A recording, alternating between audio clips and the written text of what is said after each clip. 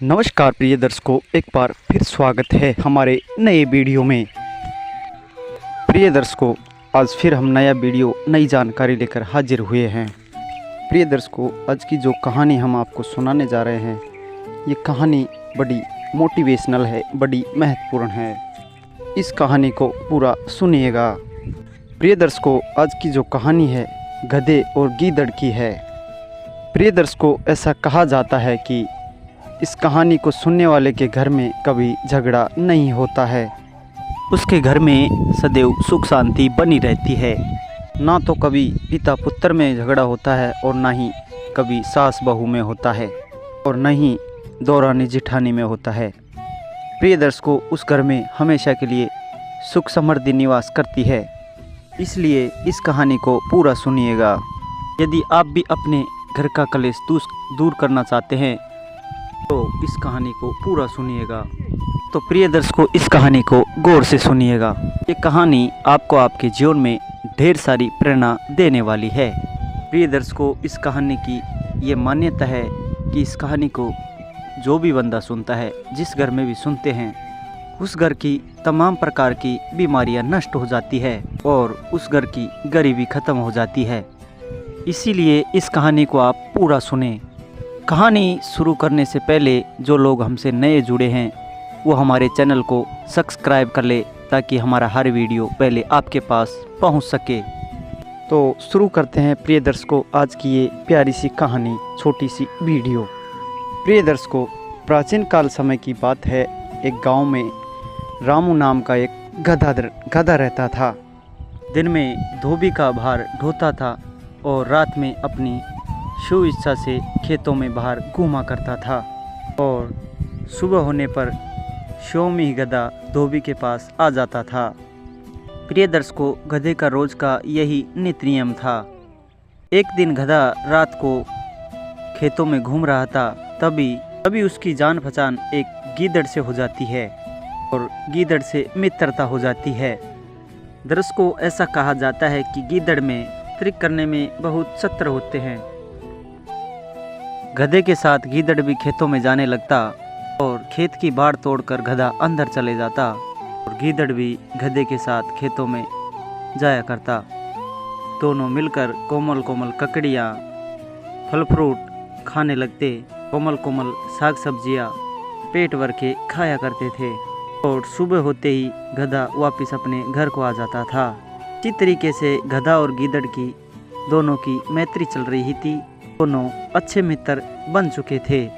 जब रात्रि का समय होता तो गधा अपने मालिक के घर से खेतों में रवाना हो जाता। उधर से गीदड़ भी अपने मित्र के पास आ जाता। दोनों मिलकर किसानों के खेतों में घुस जाया करते थे और वहाँ पर हरी हरी सब्जियाँ, अच्छी अच्छी चीज़ें खाया करते थे। प्रिय दर्शकों, एक दिन गधा उमंग में आ जाता है। चांदनी रात थी, दूर दूर तक खेत लहरा रहे थे। गधे ने कहा, मित्र, आज कितनी निर्मल चांदनी रात है, कुछ सुंदर चांदनी खिल रही है। गधा कहता है कि मित्र, आज जी चाहता है कि खूब गीत गाऊं और मुझे सब राग रागनी आती है। तुम्हें जो कोई गीत पसंद हो वो मुझे बता दो, मैं वही गीत आपको सुना दूंगा। गधा अपने मित्र गीदड़ से कहता है कि अब तुम बताओ कौन सा गीत सुनना चाहते हो। गीदड़ अपने मित्र गधे से कहता है कि मामा, इन बातों को रहने दो, क्यों फालतू की बातें कर रहे हो? अपनी मुसीबत अपने आप क्यों बुला रहे हो? इससे हमें क्या लाभ होगा? तुम भूल गए हम चोरी चोरी से दूसरों के खेतों में आए हैं और चोर को तो खांसना भी बिल्कुल मना होता है। चोर को हमेशा मौन रहना पड़ता है, साफ रहना पड़ता है और हमेशा सावधान रहना पड़ता है। और तुम ऊंची सुर में राग रागनियाँ गाने की सोच रहे हो और शायद तुम ये भी भूल गए हो कि तुम्हारा मधुर सुर नहीं है, तुम्हारा जो स्वर है वो मधुर नहीं है, तुम्हारी शंख की जो आवाज़ है वो दूर दूर तक जाती है। इन खेतों के बाहर इनके रखवाले सो रहे हैं, यदि ये जाग गए तो तुम्हारी हड्डियां तोड़ देंगे। गीदड़ अपने मित्र गधे से कहता है, यदि तुम तुम्हारा और मेरा कल्याण चाहते हो तो इन उमंगों को भूल जाओ, गीत गाने को भूल जाओ, आनंद पूर्वक मीठी मीठी ककड़ियों का सेवन करो और अपनी पेट पूजा करो, अपना पेट भरो। संगीत का शौक तुम्हारे लिए अच्छा नहीं है। प्रिय दर्शकों, गीदड़ की बात सुनकर गधे ने उत्तर दिया कि मित्र, तुम पंचर हो और जंगल में रहते हो, इसीलिए संगीत का स्वाद तुम्हें मालूम नहीं है, पता नहीं है। गीत का स्वाद तुमने कभी चखा ही नहीं है, इसीलिए तुम बहकी बहकी बातें कर रहे हो। गीदड़ ने कहा कि मामा, तुम्हारी बात तो सही है, लेकिन संगीत तो नहीं जानते हो, केवल अपने गले से भिचू भिचू करना जानते हो। गीदड़ की इतनी बातें सुनने के बाद गधे को गीदड़ की बातों पर क्रोध हो गया, बहुत क्रोध हो गया वो, और खुद को पीते हुए गधा बोला कि गीदड़, यदि मुझे संगीत विधा का ज्ञान मुझे नहीं तो किसको होगा। तीनों ग्रामों, सातों स्वर, 21 मूर्छनाओं, 49 तालों, तीनों लयों और 3 मात्राओं के भेद को जानता हूँ। राग में 3 अति विराम होते हैं और 9 रस होते हैं। 36 राग रागनियों का मैं पंडित हूँ। 40 तरीके के संचारी वे विचारी भावों को भी मैं जानता हूँ। तब भी तू मुझे रागी नहीं मानता, कारण कि तुम स्वयं राग विद्या से अनवेग है, मुझे इन चीज़ों का मालूम नहीं है। गीदड़ ने कहा कि मामा, अगर यही बात है तो मामा, मैं तुम्हें नहीं रोकूंगा। मैं खेत के दरवाजे पर खड़ा होकर चौकीदारी करता हूँ और किसान आने का ध्यान भी रखूँगा।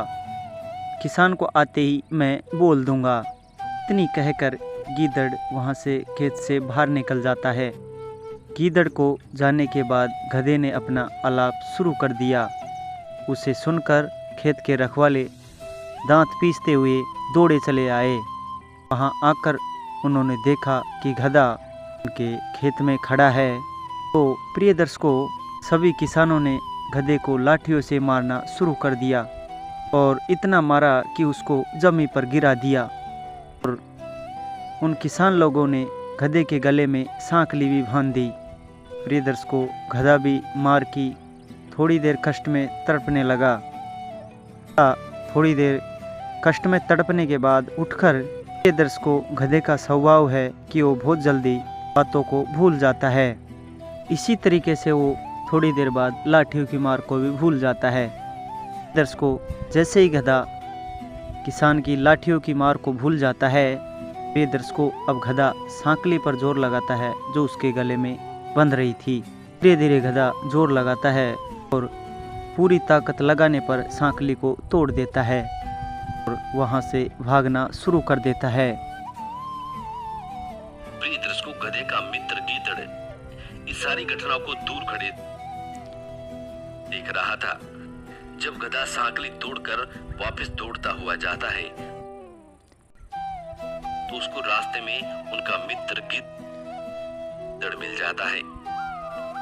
अब गीदड़ मुस्कुराते हुए अपने मित्र गधे से बोलता है। गीदड़ कहता है कि क्यों मामा, मेरे मना करते करते भी तुमने अपना अलापना शुरू कर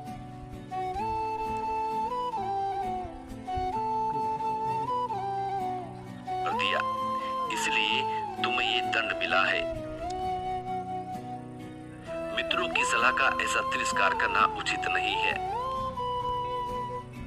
और इसी की सजा तुम भुगत रहे हो। इसीलिए तुम्हें गधा कहा जाता है, क्योंकि तुम किसी बात को सोचते नहीं हो, समझते नहीं हो और उससे पहले ही तुम अलापना शुरू कर देते हो। इस संसार में जो भी जीव जंतु बिना सोचे समझे कोई भी कदम उठा देते हैं, वो लोग ठगा जाते हैं, उनका पतन हो जाता है, उनका अंत हो जाता है। इसीलिए कोई भी कदम उठाने से पहले किसी भी जीव जंतु को, किसी भी व्यक्ति को सोचना चाहिए कि मैं जो कदम उठाने जा रहा हूँ इसका परिणाम क्या होगा। प्रिय दर्शकों, जो होने वाले परिणाम के बारे में सोचकर कदम उठाते हैं वो लोग कभी नहीं ठगाते हैं।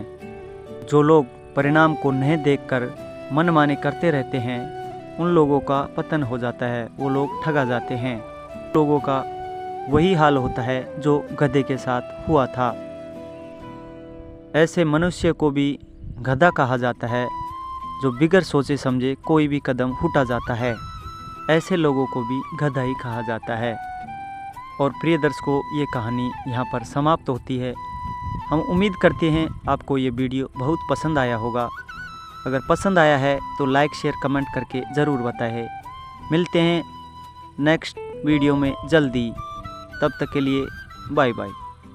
धन्यवाद।